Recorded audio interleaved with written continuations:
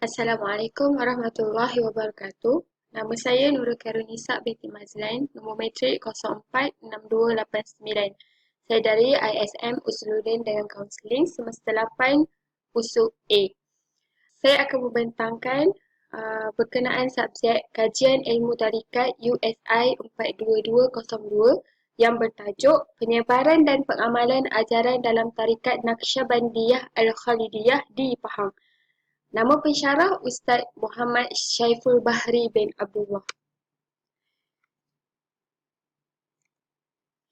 Okey. Untuk pengenalan Tarikat Naqsyabandiyah Al-Khalidiyah,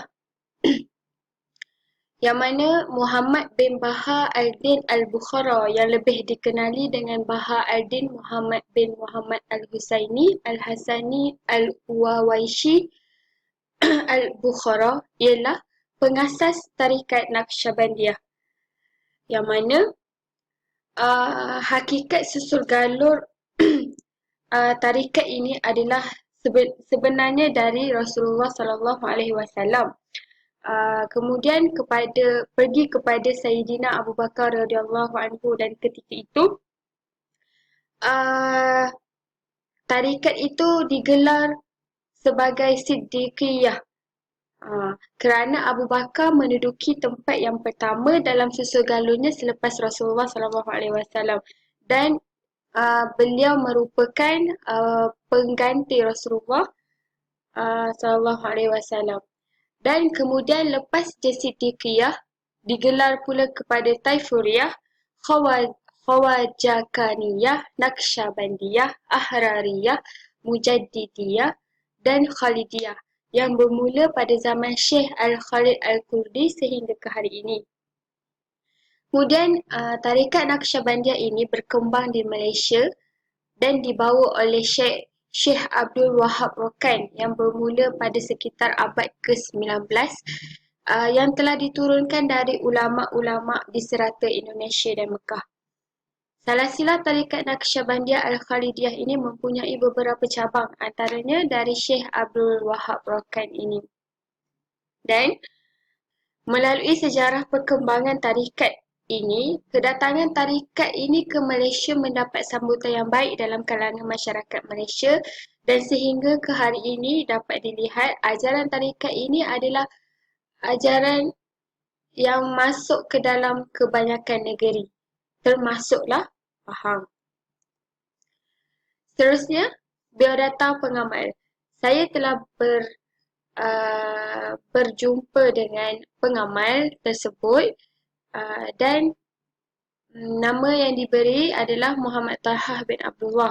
Dia menetap di Jerantut, kini bekerja sebagai seorang guru di sebuah sekolah di daerah Tomei Jerantut. Okey, beliau merupakan salah seorang pengamal tarikat Naqsyabandiyah Al-Khalidiyah, Syekh Ishaq bin Muhammad Arif Al-Khalidi Ar-Rawi. Guru beliau pula adalah salah seorang daripada anak murid Syekh Ishaq bin Muhammad Arif. Responden ini banyak menekankan berkaitan dengan Imam Syekh Ishaq bin Muhammad Arif kerana beliau adalah salah seorang tokoh yang terkenal di Pahang, dan beliau adalah seorang yang mula membawa tarikat Naqsyabandiyah ini di Pahang. Selain itu, responden juga berkongsi serba sedikit mengenai amalan-amalan yang dipelajarinya di dalam tarikat ini. Okey, melalui responden, Imam Syekh Ishaq bin Muhammad Arif ini salah seorang yang terkenal lah. Jadi beliau menceritakanlah berkenaan dengan serba sedikit berkenaan dengan Imam Syekh Ishaq ini. Okey, pergi kepada biodata beliau. Nama lengkap beliau ialah Tuan Guru Imam Tengku Syekh Ishaq bin Tengku Muhammad Arif bin Tengku Tanjorin Tujuan Sakemas bin Tengku Merah Laut Silingkar Alam. Tokoh Sufi ini berketurunan dari Kesultanan Rawa, Sumatera, Indonesia, dan dilahirkan di Kampung Cemor, Ipoh Perak. Beliau adalah anak bongsu daripada 5 orang adik-beradik yang terdiri daripada 3 orang lelaki dan 2 orang perempuan. Kemudian beliau bersama adik-beradiknya berhijrah ke kampung Kemau Rauk Pahang pada sekitar tahun 1915 dan mendapat pendidikan awal di Sekolah Melayu Dong. Perjalanan pengajian ilmu agamanya yang lebih mendalam, ilmu agama Imam Syekh Ishaq ini yang lebih mendalam selepas beliau tamat daripada Sekolah Melayu Dong ini. Kemudian pelbagai kitab yang dipelajarinya khususnya berkenaan dengan kitab-kitab akidah, fiqh, tafsir Al-Quran, kitab-kitab tasawuf dan hadis. Beliau juga banyak menghasilkan karya terutama yang berkaitan dengan amalan tasawuf dan tarikat ini.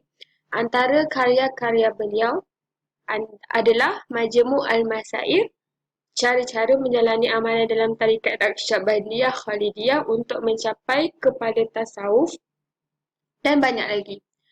Beliau juga hebat dalam pelbagai ilmu yang mana apabila ramai murid yang datang ke tempatnya untuk menuntut dengan beliau, keilmuan Imam Syekh Ishaq ini diiktiraf apabila didapati Sultan Abu Bakar ibni Sultan Abdullah telah memberi tauliah imam kepada beliau sehingga beliau terkenal dengan nama Imam Syekh Ishaq.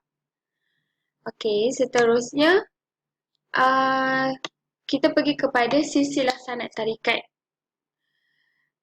Seperti yang kita ketahui, silsilah tarikat ini asalnya daripada Nabi Muhammad lah. Nabi Muhammad SAW, kemudian kepada Sayyidina Abu Bakar, kemudian kepada Salman Al-Farisi, kemudian kepada Qasim bin Muhammad dan seterusnya sampai hingga 15.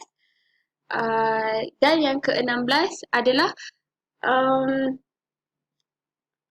Imam Tarikah wa Ghawthu Khaliqah Khawaja Bahauddin An-Naqsyabandi Muhammad Al-Uwaisi Al-Bukhari. Daripada sinilah startnya dipanggil Naqsyabandiyah. Kemudian yang ke-17, 18, 19, 20, 21, 22 hinggalah kepada turutan yang ke-30 iaitu Syekh Dauddin Khalid Al-Shahrazuri Al-Kurdi Al-Baghdadi. Daripada sini dipanggil Khalidiyah sehinggalah ke hari ini. Dan Syekh Imam Haji Ishaq bin Muhammad Arif Ar-Rawi adalah turutan yang ke-36. Kemudian guru kepada pengamal kepada responden ialah Syekh Dr. Haji Jahid bin Haji Siddiq Al-Khalidi. Seterusnya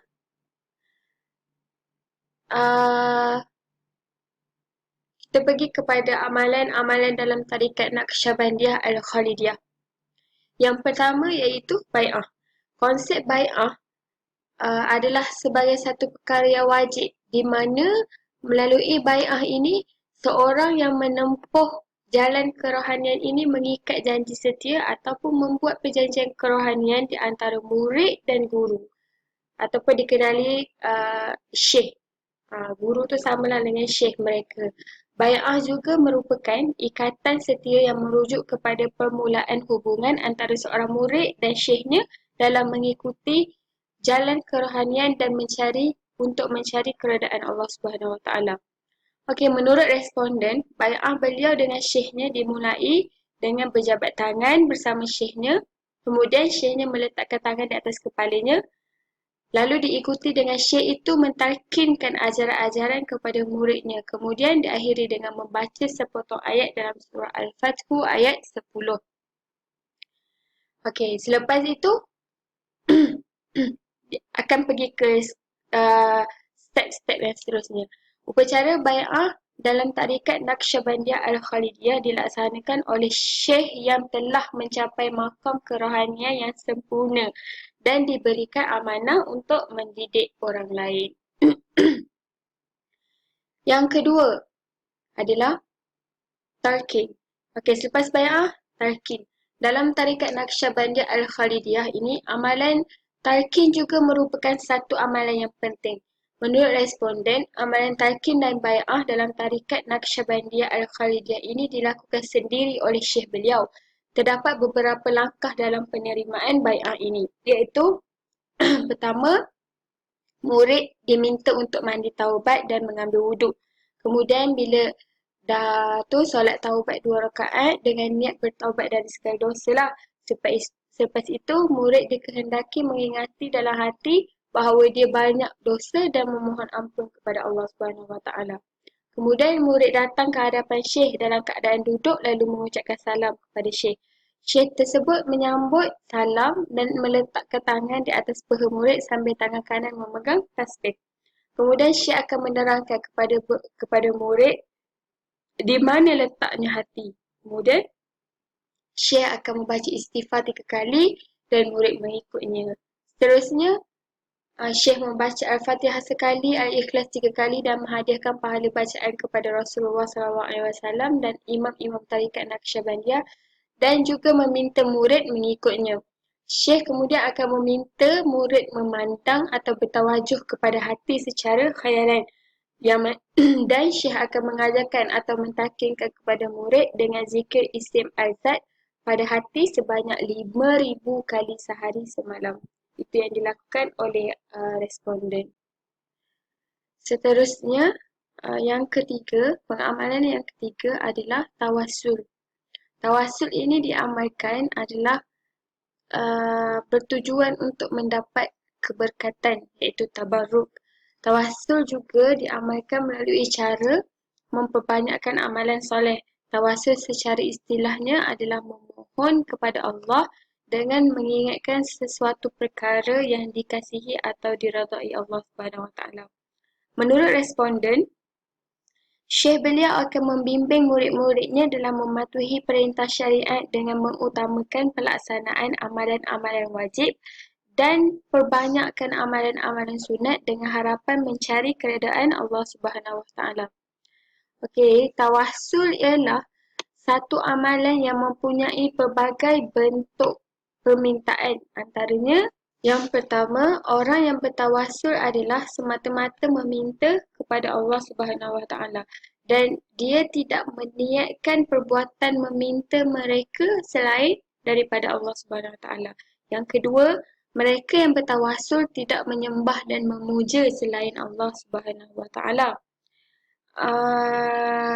Bukan juga memuja Nabi, wali, syekh dan lain-lain. Hanya Allah Subhanahu Wa Taala. Yang ketiga, tidak melakukan seruan-seruan terhadap Nabi, syekh atau wali bersama Allah. Mereka yang bertawassul benar-benar menyedari kehinaan diri dari pelbagai dosa dan sifat kelemahan sehingga merasakan dirinya tak layak menerima kurniaan Allah kecuali dengan keberkatan orang yang Allah cintai sahaja. Seterusnya, menjaga adab doa yang Allah telah ajarkan dan boleh berdoa di mana-mana tempat seperti rumah, masjid dan lain-lain. Kemudian tujuan bertawassul ini adalah hanya untuk mendapat keberkatan iaitu tabarruk dengan mengingati para kekasih Allah Subhanahu Wa Taala. Okey, yang keempat adalah zikir. Menurut responden, setelah beliau melakukan bai'ah dan talqin, beliau juga perlu melakukan zikir yang telah ditetapkan iaitu zikir isim zat Allah pada hati secara sir iaitu tanpa suara sebanyak 5,000 kali setiap hari sehari semalam dan wajib diamalkan setiap hari tanpa putus. Zikir ini diberikan kepada beliau kerana beliau masih berada di peringkat permulaan dalam tarikat Naqsyabandiyah Al-Khalijah ini. Kemudian beliau dinasihati supaya menjaga adab dan mematuhi tata cara zikir yang telah ditentukan. Ini bagi menjamin seorang murid itu dapat melakukan zikir tanpa sebarang gangguan dan membersihkan zahir dan batin serta mengharapkan keredaan Allah. Dan di Malaysia ini, tarikat Naqsyabandiyah Al-Khalidiyah memang mengamalkan zikir isim al-zat iaitu Allah dan zikir nafi isbat la ilaha illallah dan dipilih berasaskan tradisi amalan tarikat Naqsyabandiyah Al-Khalidiyah yang terdahulu. Dan yang kelima ialah khatam khawajakan. Peramalan khatam ini dilakukan secara berjemaah dalam bentuk halaqah iaitu dalam bentuk bulatan. Responden memberitahu Syekh akan duduk menghadap kiblat dan didampingi oleh penolongnya beserta murid yang lain, sekurang-kurangnya 7 orang. Surutan amalan bagi khatam Khawajakat ini adalah seperti berikut. Pertama, membaca istighfar 5 atau 15 atau 25 kali. Menghubungkan diri dengan Rabitah Guru Mursyid. Membaca surah Al-Fatihah 7 kali. Membaca salawat ke atas Nabi SAW 100 kali. Membaca surah Al-Insyirah sebanyak 79 kali. Membaca surah Al-Ikhlas sebanyak 100 kali. Membaca semula surah Al-Fatihah sebanyak 7 kali. Membaca selawat ke atas Nabi SAW 100 kali. Kemudian membaca doa penutup dan akhir sekali. Membaca beberapa potong ayat Al-Quran yang telah diberitahu oleh syekh tersebut, oleh syekh mereka. Dan yang keenam, tawajuh dan tahlil. Okey, tawajuh ini adalah penumpuan hati kepada nur zat Allah Subhanahu Wa Taala tanpa disebutkan lafaz, iaitu bermaksud zikir khafi. Ianya hendaklah menghadirkan hati kepada Allah dan menyaksikan keesaan zat Allah Subhanahu Wa Taala. Syekh bertawajuh atau menumpukan ke dalam batin murid dengan hati syekh melalui tawasul yang diceritakan tadi dan berlaku penyertaan rohani antara hati syekh dan murid. Dengan perantaran rohani ini, maka terpancarlah cahaya-cahaya dari hati syekh ke dalam hati murid. Kemudian, syekh merupakan sebahagian daripada limpahan-limpahan keberkatan melalui doa syekh supaya dibukakan pintu rohani muridnya. Manakala dari murid pula ialah kesungguhan dalam melaksanakan zikir-zikir yang telah ditetapkan oleh syekh. Dan akhir sekali adalah riadah atau bersuluk. Yang mana riadah atau bersuluk ini merupakan satu istilah yang merujuk kepada latihan peningkatan kerohanian yang diterima pakai dalam kalangan ahli-ahli tarikat Naqsyabandiyah Khalidiyah di Malaysia ini. Halwat atau bersuluk ini adalah semata-mata bertujuan untuk beribadah kepada Allah serta berusaha menghampirkan diri kepada Allah dengan mengasingkan diri dari perkara-perkara yang melalaikan ingatan kepada Allah Subhanahu Wa Taala. Menurut responden lagi, amalan suluk atau khawat ini dilaksanakan dalam tarikat Naqsyabandiyah Khalidiyah ini mempunyai dua bentuk. Yang pertama, khawat harian, iaitu khawat yang harus dilakukan oleh salik pada setiap hari pada waktu-waktu yang tertentu, dan khawat ini dilaksanakan secara bersendirian. Yang mana yang kedua pula ialah khawat berjemaah, iaitu lebih dikenali dengan istilah suluk. Suluk ini biasanya dilakukan setahun sekali ataupun 2 kali. Okey, amalan dalam bersuluk pula, menurut responden lagi, pengamal akan membencerkan diri dari orang ramai dan melakukan riadah serta mujahadah bersungguh-sungguh sebagai usaha penyucian diri. Selain itu, dia juga perlu banyak memikirkan tentang penciptaan Tuhan dan mengenal dirinya sebagai hamba yang banyak bersalah dan melakukan dosa. Okey, kesimpulannya ialah amalan-amalan tarikat ini merupakan amalan dalam usaha membersihkan diri dan mencapai makrifat melalui jalan kerohanian, dan kesemua amalan ini diiktiraf oleh Al-Quran dan As-Sunnah tanpa ada pertentangan dengan syariat. Dan amalan-amalan yang dilakukan oleh tarikat Naqsyabandiyah Khalidiyah ini kesemuanya mempunyai asasnya berdasarkan kepada pengamalan yang dilakukan oleh syekh-syekh Naqsyabandiyah sebelum mereka. Dan semuanya berasaskan kepada ajaran Rasulullah SAW yang telah menyampaikan kepada sahabat dan pengikutnya sesudah mereka sehinggalah sampai kepada syekh-syekh tarikat Naqsyabandiyah Khalidiyah secara bersama. Itu sahaja daripada saya. Assalamualaikum warahmatullahi wabarakatuh.